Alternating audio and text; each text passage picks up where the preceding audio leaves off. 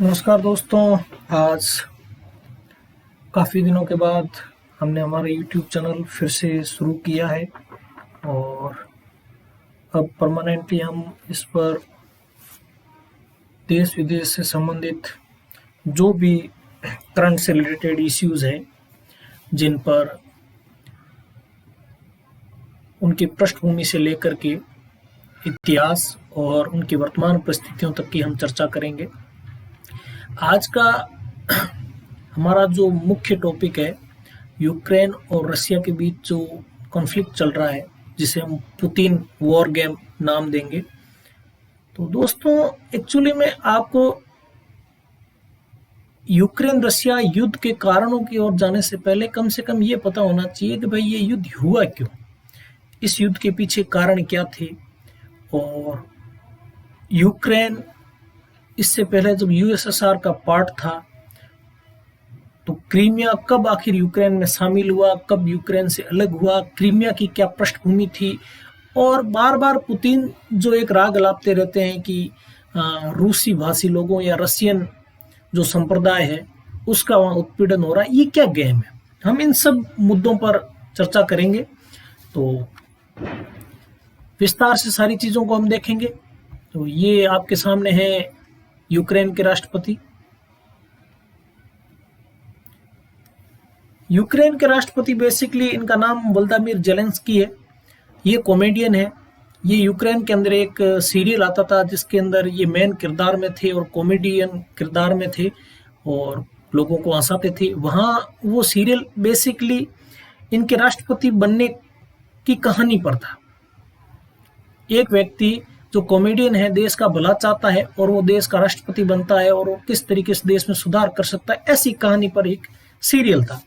और लोग उनसे, उनके किरदार से प्रभावित हुए और इन्होंने फिर वहां चुनाव लड़ा और ये हकीकत में यूक्रेन के राष्ट्रपति बन गए थे, एक सीरियल में भूमिका में, और यूक्रेन के राष्ट्रपति बन गए।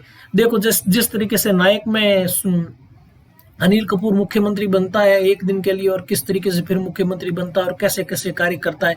और सोचो अगर अनिल कपूर को वास्तव में ही बाद में उसी तरीके से मुख्यमंत्री बन जाए, उसी तरीके से ये कहानी थी व्लादिमीर ज़ेलेंस्की की यूक्रेन के राष्ट्रपति बनने की। तो ये पुतिन के बारे में आप सब जानते ही हो। काफ़ी लंबे समय से 1998 से रशिया पर काबिज है। केजीबी के एजेंट थे पहले और फिर सर्वोच्च सेना के अधिपति भी रहे और अब रूस के राष्ट्रपति है और लंबे समय तक रहेंगे भी। तो अब हम इतिहास देख लेते हैं यूक्रेन का और क्रीमिया का, कि आखिर मुद्दा क्या है कि जिस वजह से इन दोनों देशों के बीच में ये इस तरीके का जो इश्यू खड़ा हुआ। जो क्रीमिया है, ये रूसी साम्राज्य, ये क्रीमिया यूक्रेन का पार्ट जो अजोव सागर और काला सागर के बीच में है, सी ऑफ अजोव और ब्लैक सी, इसके बीच में है ये क्रीमिया। ठीक है। तो क्रीमिया को रूसी साम्राज्य में कैथरीन द ग्रेट के शासन में 1783 ईस्वी में मिलाया गया था रूसी साम्राज्य में, और 1954 तक तो ये रूस का हिस्सा था।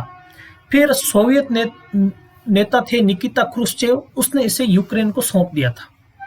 और यूक्रेन 1992 तक, जब तक सोवियत संघ का पतन नहीं हुआ तब तक सोवियत संघ का हिस्सा था, यूएसएसआर का।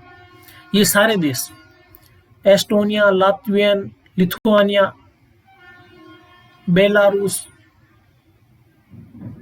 यूक्रेन, जॉर्जिया, अर्मेनिस्तान, Azerbaijan, Turkmenistan, Uzbekistan, Tajikistan, Kyrgyzstan, ये सारे यूएसएसआर के पार्ट थे। तो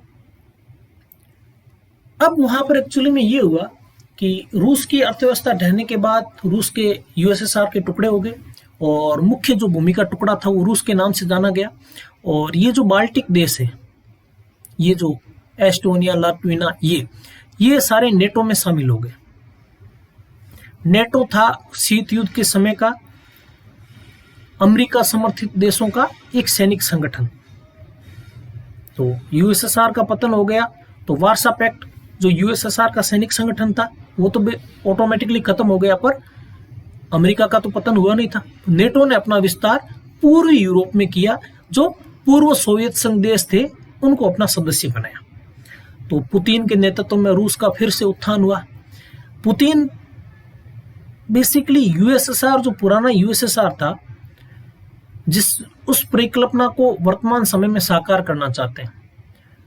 वो जिस तरीके से अपने भारत में भी एक अखंड भारत की परिकल्पना चलती है ना, उसी तरीके से अखंड रशिया को वो फिर से साकार करना चाहते हैं। और ये जितने भी देश यूएसएसआर के पार्ट थे, पुतिन चाहते हैं कि कम से कम वो रूस के इशारों पर चले, रूस के कब्जे में रहे, नाटो का विस्तार वहां तक ना हो। तो अब कहानी यूक्रेन और रशिया के बीच में झगड़े की। 2014 तक तो सब कुछ ठीक ठाक चल रहा था यूक्रेन और रशिया के बीच। ठीक है, ये यूक्रेन है, ये पूरा, और ये रशिया। तो 2014 तक वहां के राष्ट्रपति थे विक्टर यानुकोविच।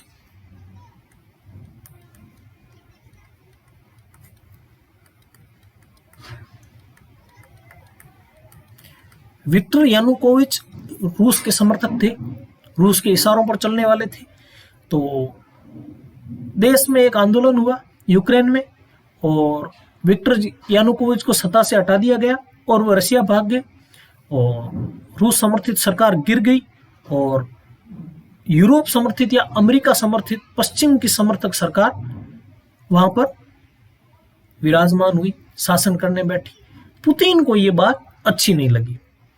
तो पुतिन ने क्या किया, 2014 में जो यूक्रेन का पार्ट था, जो ये क्रीमिया, जिसने रूस ने ही यूक्रेन को सौंपा था, इस पर आक्रमण कर दिया और इसको रूस में मिला दिया।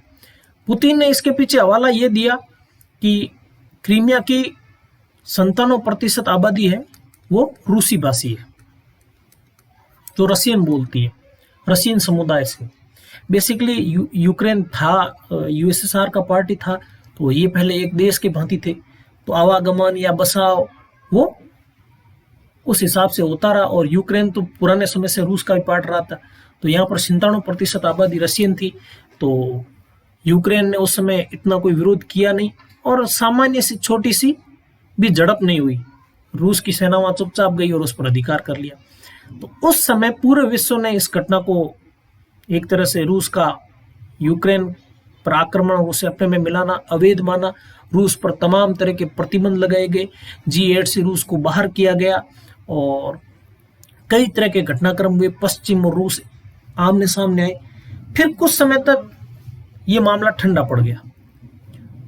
फिर मध्य पूर्व के वॉर में हम रूस का नाम सुनते रहे, सीरिया वॉर में हो, चाहे तुर्की के साथ थोड़ा बहुत कॉन्फ्लिक्ट हो, और उसमें हम थोड़ा बहुत सुनते रहे। और रूस उस दौरान अपना एक काम चुपचाप करता रहा। रूस ने क्या किया कि यूक्रेन के पूर्वी पार्ट में ये जो लुहांस्क और डोनेट्स्क क्षेत्र है, यहाँ के जो रशियन या रूसी भाषी लोग थे, उनको रूस की नागरिकता देनी शुरू की। 7 लाख लोगों को रूस की नागरिकता दे दी अब तक। और यहाँ के जो विद्रोही गुट थे, उनको रूस ने हथियार दिए, अपना समर्थन दिया, और इन दो इलाकों के कम से कम 25 से 26% हिस्से पर अलगाववादियों का कब्जा था। तो रूस को एक बहाना ये चाहिए था कि उसने 7 लाख लोगों को तो अपने देश की नागरिकता दे दी थी, तो अब यूक्रेन उनके खिलाफ सैनिक कार्रवाई करे तो रूस दुनिया को यह बताए कि रूस के नागरिकों पर यूक्रेन का हमला हो रहा है। तो ये एक सोची समझी चाल 2014 के बाद से रूस वहां चल रहा था। ठीक है, और यूक्रेन अगर अलगाववादियों से लड़े तो उस पर रूसी नागरिकों के जनसार का आरोप पुतिन ने लगा ही दिया। आखिर अब यहां पर व्लादिमीर जेलेंस्की के राष्ट्रपति बनने के बाद यूक्रेन ने यूरोपीय यूनियन और नेटो में शामिल होने की इच्छा जाहिर की। तो पुतिन ने अपनी सेना को बेलारूस, यहाँ पर रूस का समर्थक राष्ट्रपति है, तो परपेट है, काफी सालों से कम 3 दशकों से वहां पर शासन कर रहा है, यहाँ पर बेलारूस के साथ और यूक्रेन की सीमा पर अपनी सेना तैनात कर दी, क्रीमिया तक में भी चारों तरफ से कम 2 लाख सैनिकों की तैनाती कर दी और बेलारूस के साथ एक सैनिक अभ्यास शुरू किया। और दुनिया कहती रही कि रूस है वो यूक्रेन पर आक्रमण करने वाला है। पुतिन अपनी घेराबंदी को मजबूत करते हुए कहते रहे कि हम कोई हमला नहीं कर रहे, हम हमारा सैनिक अभ्यास कर रहे हैं। और एक तरह से वो दुनिया को जता रहे थे कि या तो यूक्रेन पीछे हट जाए या यूक्रेन के रूप में कम से कम उनको ये एक तरह से इंश्योरेंस मिल जाए कि यूक्रेन कभी भी नेटो का सदस्य नहीं बनेगा। तो घटनाक्रम महीने भर तक ये चलते रहे। रूस ने यह सोचा कि यूक्रेन के पास इतनी ताकत नहीं है, तो वो यूक्रेन को एक तरह से सैनिक कार्रवाई द्वारा वहां की सत्ता को हटा करके अपने मनमाफिक व नई सरकार का गठन कर सके या यूक्रेन को अपने में मिला सके। तो रूस का लक्ष्य क्या है वो तो भविष्य में उजागर होगा। ये 2 लक्ष्य वर्तमान में रूस के नजर आते हैं, पर जो यूक्रेन ने रूस को सामने से जो जवाब दिया है, जो इस युद्ध में वो टिका है, वास्तव में वो काबिल तारीफ है। इतना किसी भी देश ने या किसी भी सैन्य रणनीतिकार ने नहीं सोचा होगा, स्वयं पुतिन ने भी नहीं सोचा होगा कि यूक्रेन उनके सामने इतनी समय तक टिकेगा। ठीक है, तो दोनों के बीच युद्ध तो शुरू हो गया।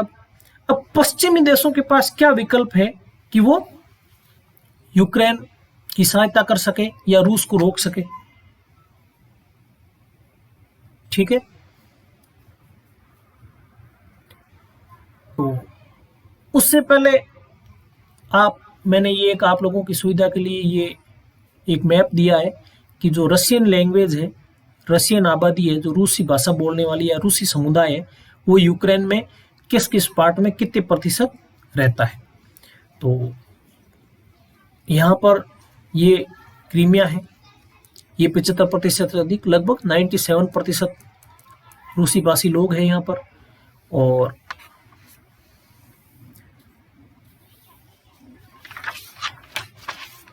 ये जो रेड कलर का इलाका है, यहाँ पर 25 से 74% और यहाँ पर 5 से 24% कीव के आसपास, जो यूक्रेन की राजधानी है, यहाँ पर रूसी भाषी लोग रहते हैं। तो अब रूस के लिए आसान है कि इन क्षेत्रों में उन्हें समर्थन मिले रूसी भाषी लोगों का, और समर्थन मिल भी रहा है। बाकी यूक्रेन की, हालांकि सभी नहीं दे रहे हैं, पर यूक्रेन भी आरोप लगा रहा है कि रूसी समर्थित मिलिशिया वहां पर कुछ घटनाएं ऐसी कर रहा है रूस की सेना के समर्थन में वगैरह वगैरह। वहां काफी चीजें ऐसी चल रही है, दोनों तरफ के मिलिशिया बन चुके हैं, विद्रोही गुट। और जब आप देखोगे कि रूस के भी लोग, आम लोग है वो, यूक्रेन के भी आम लोग हैं वो रूस के खिलाफ हथियार तान कर खड़े हो गए। और यूक्रेन ने भी अंतर्राष्ट्रीय सेना बनाने तक की बात कर दी है और विश्व के लोगों से भी आह्वान किया है कि आप आओ और हमारे लिए लड़ो, हम आपको हथियार देंगे, हमारी सैनिक का दर्जा देंगे और लोकतंत्र के लिए आप लड़ो। ये यूक्रेन के राष्ट्रपति का आह्वान था। और वहां के लोगों को भी, जो भी 18 से 60 की एज का है, उसे सैनिक के रूप में मान्यता तक दे दी कि आप लड़ो, और उन्हें हथियार तक दे रहे हैं। तो अब इन दोनों के युद्ध के बीच में हम दोनों की सैनिक क्षमताओं का एक बार परीक्षण कर लेते हैं कि दोनों की सैनिक क्षमताएं क्या है। रशिया के पास 8,45,000 ट्रूप्स है और यूक्रेन के पास 1,29,950 ट्रूप्स है। और रिजर्व सैनिक है रशिया के पास 20 लाख, यूक्रेन के पास है 10 लाख। और रशिया के पास टैंक है 2750 प्लस 18,000 स्टोरेज। ठीक है, 20,000 21,000 के आसपास रशिया के पास टैंक है। यूक्रेन के पास 1150 टैंक है और 1435 के आसपास स्टोरेज टैंक है। ये 3,000 के आसपास यूक्रेन के पास ही टैंक है केवल। और लड़ाकू विमान 1571 से अधिक है रूस के पास और यूक्रेन के पास 231। और अटैक हेलीकॉप्टर 392 प्लस है रशिया के पास, यूक्रेन के पास 139 हेलीकॉप्टर। और शिप्स है 82 और यूक्रेन के पास 10 और आर्टिलरी तोप रशिया के पास 8,969 और यूक्रेन के पास केवल 1952। तो ये दोनों की है जो मिलिट्री पावर है। तो हालांकि रशिया की मिलिट्री पावर यूक्रेन से बहुत ज़्यादा है, पर हम जब युद्ध में जाते हैं तो युद्ध में मिलिट्री पावर के अलावा बहुत सारी चीज़ें होती है जो युद्ध क्षेत्र में काम करती है। जैसे दो शब्द आपने बहुत सुने होंगे, एक तो अर्बन वारफेयर। जो शहरी क्षेत्र की लड़ाई होती है वो बहुत ज़्यादा मुश्किल होती है। तो आपने देखा होगा कि यूक्रेन में बाकी कहीं भी युद्ध नहीं छिड़ा है, जैसे बड़े बड़े शहर हैं उन्हीं क्षेत्रों में अधिकतर युद्ध चल रहा है। उसके पीछे वजह है कि यूक्रेन ने जो चीज़ें तय की है वो वास्तव में काबिल तारीफ इसलिए कि यूक्रेन ने लड़ाई के मैदान को अपनी इच्छा अनुसार शहरी क्षेत्रों में बना दिया। तो शहरी क्षेत्रों में किसी भी प्रतिरोधी गुट को लड़ने के लिए बहुत ज़्यादा ताकत लगानी होगी और उसे बहुत लंबा समय या वक्त लग सकता है। आप देखोगे कि शहर में बहुत बड़ी बड़ी बिल्डिंगें होती है और जो रिहायशी बिल्डिंग होगी उसमें यूक्रेन ने अपने एक तरह से सैनिक चौकियां स्थापित कर ली होगी।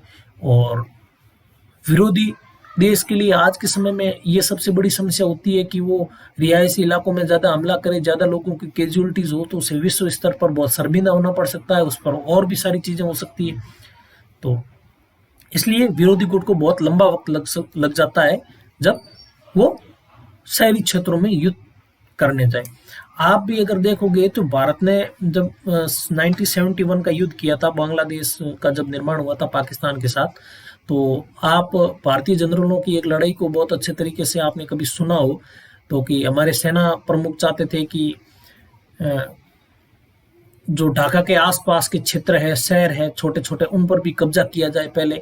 जबकि उस समय के जो फील्ड कमांडर थे उन्होंने ये निर्णय किया कि उन छोटे छोटे शहरों को बॉयकॉट करते हुए डायरेक्ट ढाका पर अधिकार किया जाए।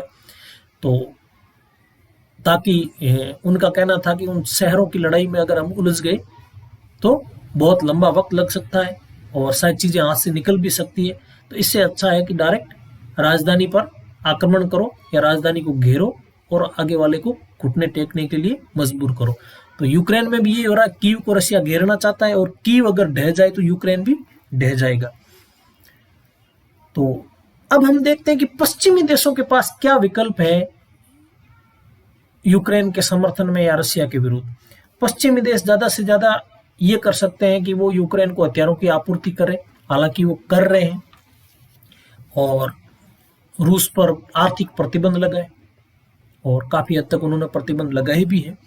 तो वर्तमान समय में रूस पर लगाए प्रतिबंधों से ये तक हो चुका है कि रूस में भी एक अफरा तफरी का माहौल है। रूस का जो बैंकिंग सिस्टम था वो धराशायी हो चुका है। उसके पीछे वजह यह है कि आप अपन जो एटीएम वगैरह यूज करते हैं तो आपने उस पर वीजा और मास्टर कार्ड वगैरह लिखा होगा, देखा होगा। तो रूस में ये एटीएम ने भी काम करना बंद कर दिया। उसके पीछे वजह है कि यूरोपीय यूनियन या विश्व के बाकी देशों ने रूस को स्विफ्ट प्रणाली से अलग कर लिया, बैंकिंग स्विफ्ट प्रणाली से।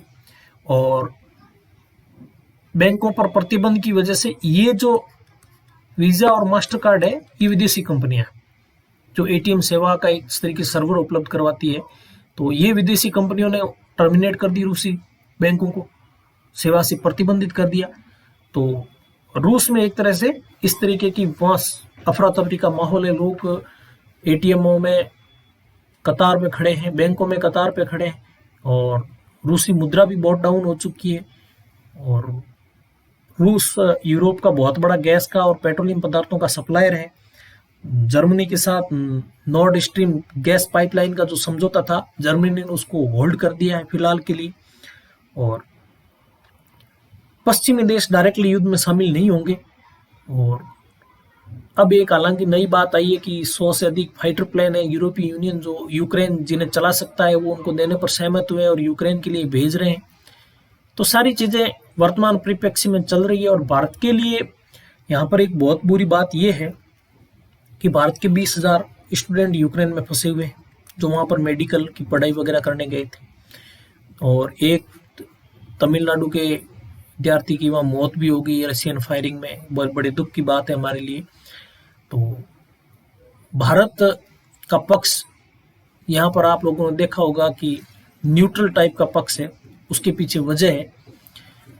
वजह यह है कि भारत और रूस दोनों के संबंध इस तरीके से, रशिया आज भी भारत की 80% हथियारों की खरीद का पार्टनर है। जो भारत के हथियारों के पार्ट्स है, प्लेन्स के पार्ट्स है, आर्टिलरी के पार्ट्स है, 80% से अधिक रशिया से आते हैं आज भी। ठीक है, तो भारत चाहकर भी रशिया के खिलाफ वोट नहीं कर सकता या जा नहीं सकता। भारत की यह सबसे बड़ी मजबूरी है। और दूसरी तरफ यूक्रेन है। यूक्रेन पश्चिमी धड़े के समर्थक देशों के साथ भी भारत के आज उनका नेतृत्व करता अमेरिका, जिसके साथ भारत के दिनों दिन संबंध बहुत ज्यादा मजबूत हो रहे हैं। पर भारत की रक्षा खरीद की वजह से भारत चाहकर भी रशिया के खिलाफ नहीं जा सकता। और ये दो स्टेट है, लुहांस्क और डोनेट्स्क, जिसको रशिया ने स्वतंत्र घोषित कर दिया है एक अलग देश के रूप में। ठीक है, जहां पर भी रशियन आबादी 90% से अधिक है। यहां पर 7 लाख से अधिक लोगों को रूस ने रूसी नागरिकता दे दी, यूक्रेन के लोगों को। और यहां पर 5-6 साल से यूक्रेन की सेना और अलगाववादियों में झड़प या युद्ध की स्थिति थी। तो रूस ने यही आरोप लगाया है कि मुख्यतः तो नाटो में शामिल न हो, उनकी सुरक्षा के लिए खतरा है। दूसरा, रूसी लोगों का नरसंहार कर रहा है यूक्रेन। तो ये मुख्य मुद्दे थे जो अब तक चल रहे थे। तो अब एक आखिरी चीज है, पॉइंट आउट मैं कर दूं कि जो यूक्रेन की संप्रभुता और स्वतंत्रता है, यूक्रेन यूएसएसआर में शामिल था। तो 1994 के अंदर इन दोनों के अंदर मिन्स्क का शांति समझौता हुआ था यूक्रेन और रशिया में, जिसने रशिया ने ये कबूल किया था कि यूक्रेन की संप्रभुता और स्वतंत्रता पर अपनी सहमति दी थी। दोनों के बीच में टकराव को टालने के लिए वो मिन्स्क समझौता था। तो पुतिन ने अपने भाषण में मिन्स्क समझौते को तोड़ने का आरोप भी यूक्रेन पर लगाया और अब उसकी कोई वैल्यू नहीं रह गई, ये भी अपने स्पीच में कहा था। तो मिन्स्क समझौता वह था जिसके बारे में मैंने सोचा आपको बता दूं आखिर चलते चलते। तो धन्यवाद मित्रों आप सभी का, और हमारे साथ अपना सहयोग बनाए रखिए, और आपकी हौसला अफजाई की भी हमें ज़रूरत है। और चैनल को सब्सक्राइब कीजिए और लाइक कीजिए, शेयर कीजिए। बहुत बहुत धन्यवाद।